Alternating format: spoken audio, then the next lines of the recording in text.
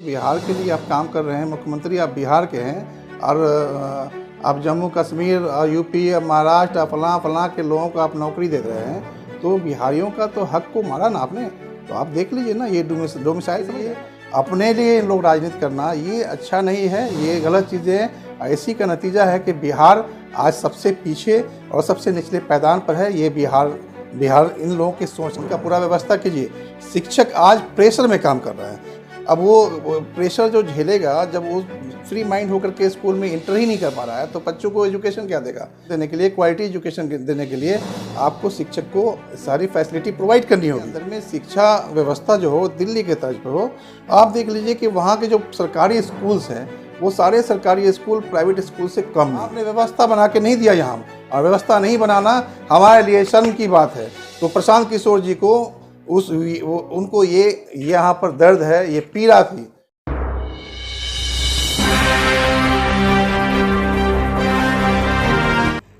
नमस्कार, बिहार मिथिला न्यूज़ के इस विशेष कार्यक्रम में आपका स्वागत है।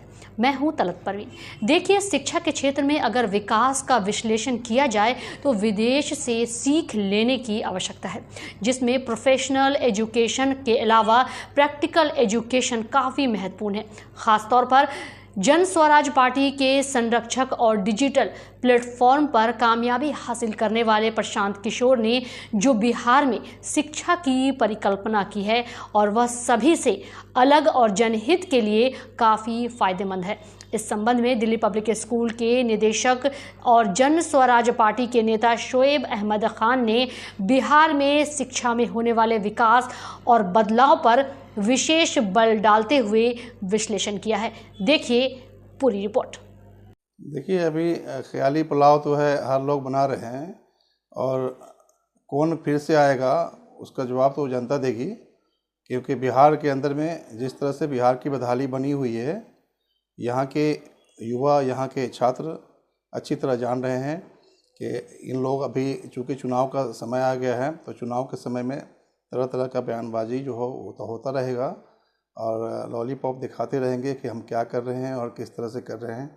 बड़ी बातें करने के लिए हर लोग कर लेता है, लेकिन ज़मीनी स्तर पर अगर आएँ तो ज़मीनी स्तर पर आपको सब कुछ समझ में आ जाएगा कि यहाँ क्या चल रहा है। अपनी कुर्सी को बचाने के लिए इस तरह के प्रोग्राम का आयोजन किया जा रहा है, करेंगे। अब उनका जनता को ये समझने की ज़रूरत है कि इन्होंने डोमिसाइल का प्रयोग किया, और उसके हिसाब से ये किया कि कहीं भी पूरे हिंदुस्तान के अंदर में जो नौकरियां दी जाती है, तो जिस प्रदेश में निकलता है वैकेंसी निकलती है, तो उस प्रदेश के 90 to 95% उस प्रदेश के लोग रहते हैं, छात्र हो, जो युवा हैं वो रहेंगे, उनको नौकरी मिलनी है। लेकिन इन्होंने अपने वाहवाही में या किसी चीज़ों के लालच में इन्होंने क्या किया कि इसका प्रयोग करके इसमें डोमिसाइल के तहत मोर देन 50% जो है आउट ऑफ बिहार के लोगों को नौकरी दिया। तो बिहार के लोगों को जो नौकरी मिला कि हाँ, जो इनका अधिकार था उस अधिकार का हनन हो गया।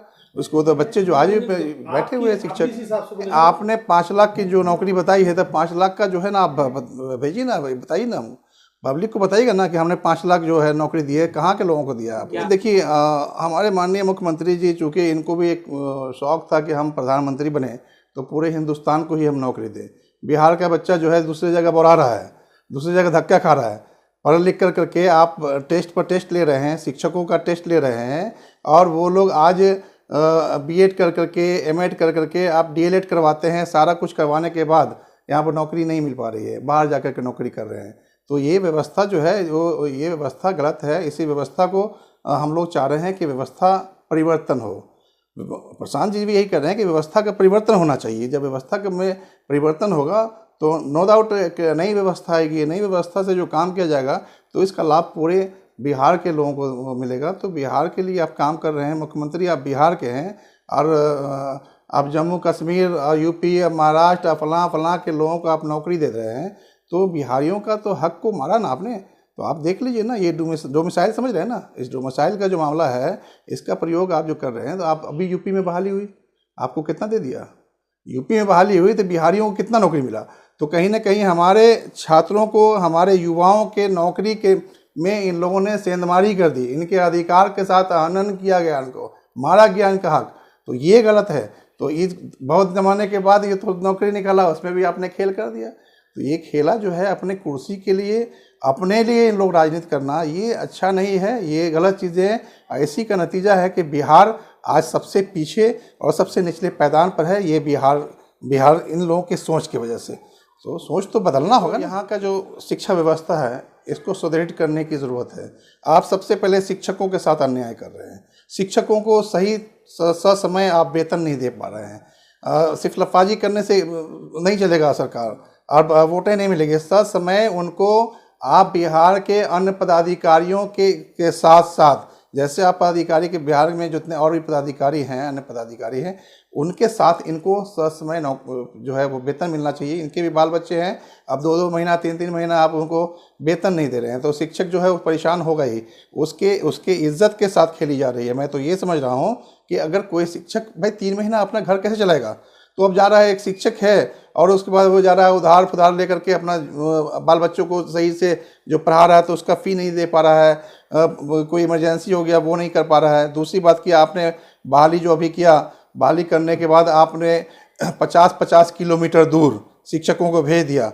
आप देख लीजिए कि अभी बताता हूँ आपको कि कम से कम 2 दर्जन से ज़्यादा शिक्षक जो है वो रोड एक्सीडेंट में मारे गए। इसका जिम्मेदार कौन है? रोड एक्सीडेंट में। चूँकि ये आपके गलत पॉलिसी के कारण ऐसा हो रहा है। आप किसी को, अगर आप शिक्षकों को आपने बहाल किया है तो ठीक है, आप उनके पंचायत में नहीं दीजिए, आप ब्लॉक स्तर पर दे दीजिए। 10 किलोमीटर, 12 किलोमीटर, 13 किलोमीटर आगे जाके पढ़ाए हो, तो उनका जो व्यवस्था है, वो घर का जो व्यवस्था है वही बना पर सही रहेगा। अब एक शिक्षक निकलता है सुबह में 50 किलोमीटर जाने में, अब हाईवे से क्रॉस करता है, उसका अब ट्रकें चलती हैं, बसेस चलती हैं, वो किस परिस्थिति में जा रहा है, अब किस टेंशन में जा रहा है, इसको समझने की ज़रूरत है। परिवार अगर कोई दरभंगा में रह रहा है तो निश्चित रूप से उसके पास बाल बच्चे हैं, माँ बाप हैं, उसका परिवार है, तो चाहेगा कि हम अपने परिवार के पास रोज जाएं।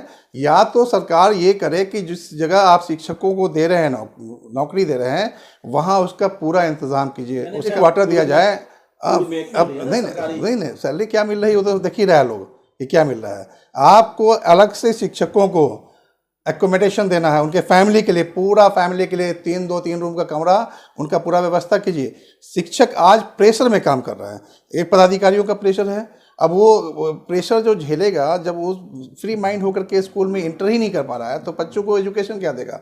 तो आप बच्चों को सही एजुकेशन देने के लिए, क्वालिटी एजुकेशन देने के लिए आपको शिक्षक को सारी फैसिलिटी प्रोवाइड करनी होगी।